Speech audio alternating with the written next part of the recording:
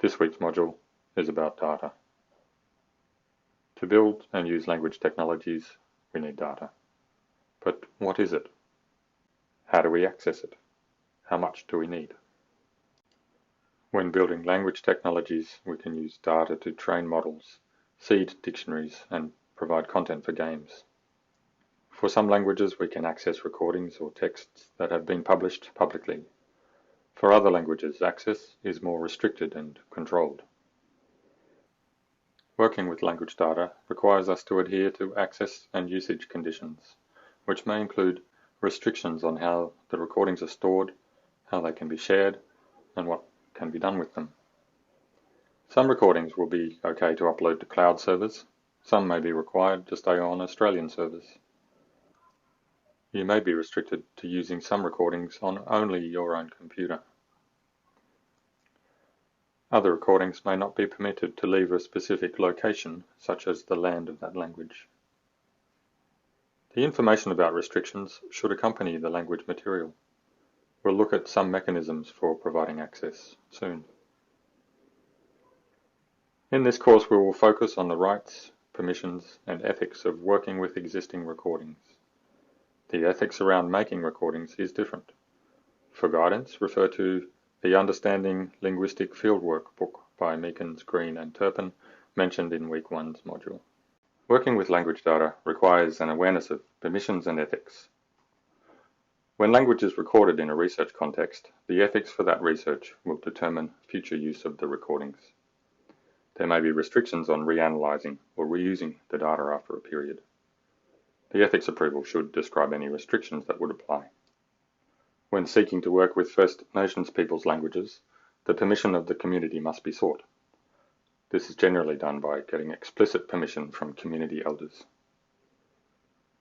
Permissions must also be sought from the person who made the recordings, whose rights are covered under Australian law by copyright. Australian law doesn't currently have a mechanism for protecting the ownership rights of people to their languages. Work is being done to improve this situation. Giving or gaining informed consent can be difficult due to language barriers and the dissonance between Australian law and common sense around language rights. Maggie Walter describes Indigenous data as being everything that relates to Indigenous life worlds, social, political, cultural realities that impact on Indigenous people's lives.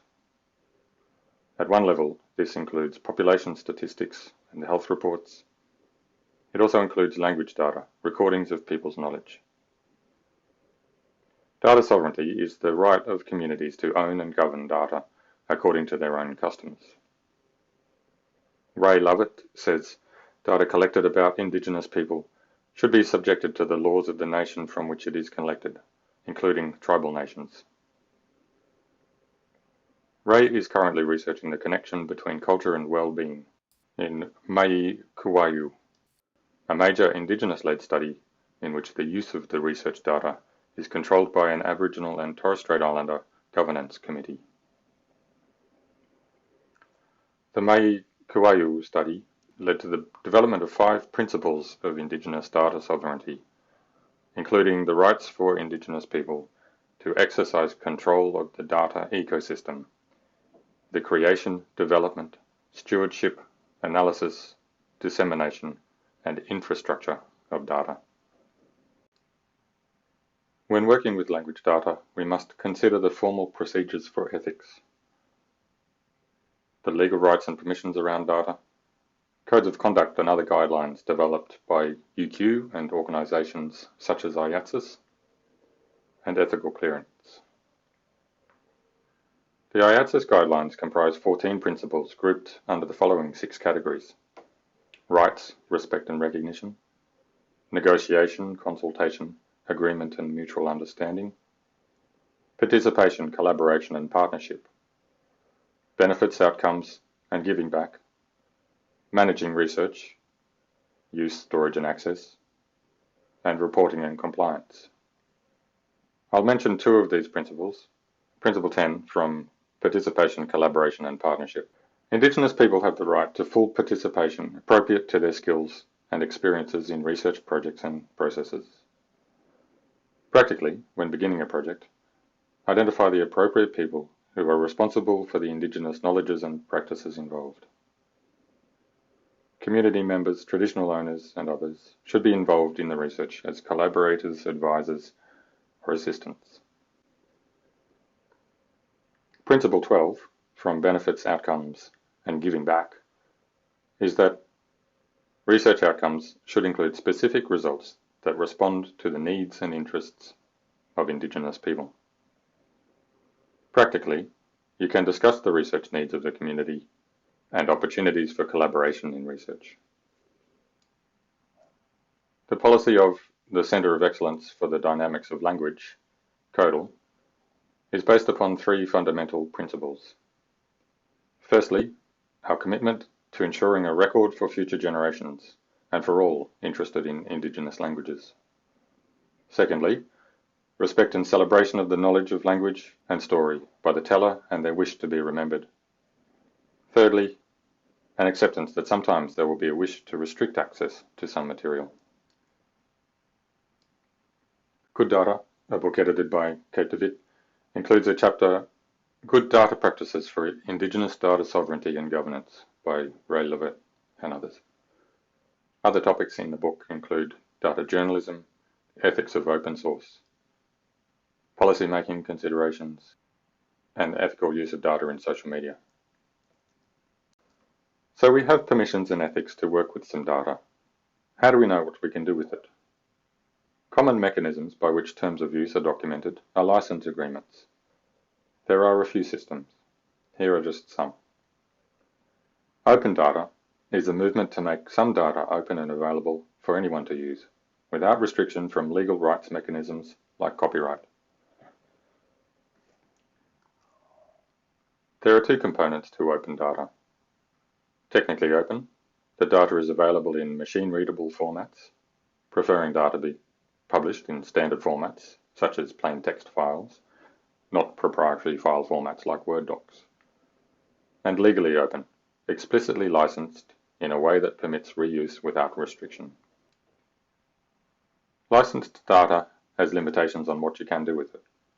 The restrictions might include whether or not you can copy or share the data, whether or not you can make derivative works based on the original but changed in some way, and where you can use it, locally or in a cloud. A license can be written specifically for a situation on the back of a napkin, but people tend to use existing licenses to be sure they are legally correct. Some popular licenses are the Apache and MIT licenses. These are generally used for code, but can be used for data as well. Licenses can be difficult to read because they are written by lawyers, which is where Creative Commons comes in. These are human-readable licenses that have a corresponding lawyer-speak version. All Creative Commons licenses grant public use of the material. They require attribution of the creator if you use the material, and may have some combination of specifying whether the material can be used in commercial projects, whether derivatives can be made, and whether derivatives must be shared alike. An emerging mechanism is kaitiakitanga, which is a way of granting access to code or data based on Maori custom. Under this license, the owner of some code or data decides whether to grant access and conditions of use upon meeting with the person who is seeking permission. Decisions are made based on whether the custodian feels that usage will be beneficial and strengthening for the custodian.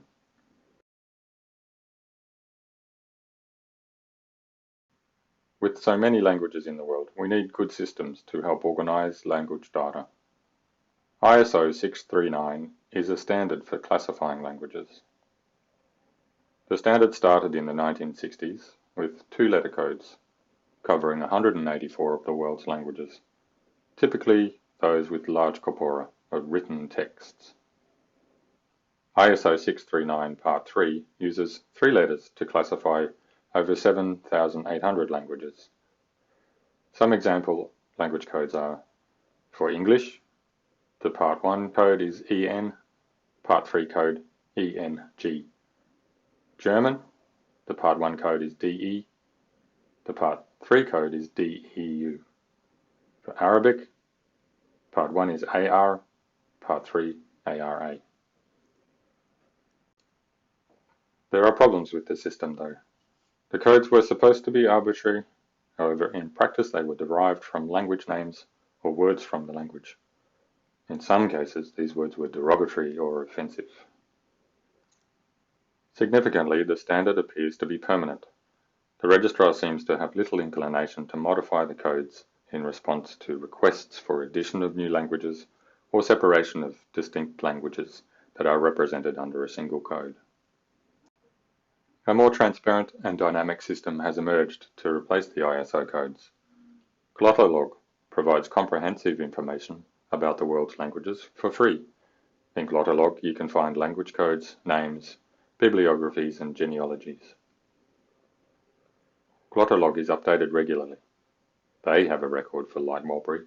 Its Glotto code LIGH1234. Locally, the Ostlang database catalogues information about Aboriginal and Torres Strait Islander languages.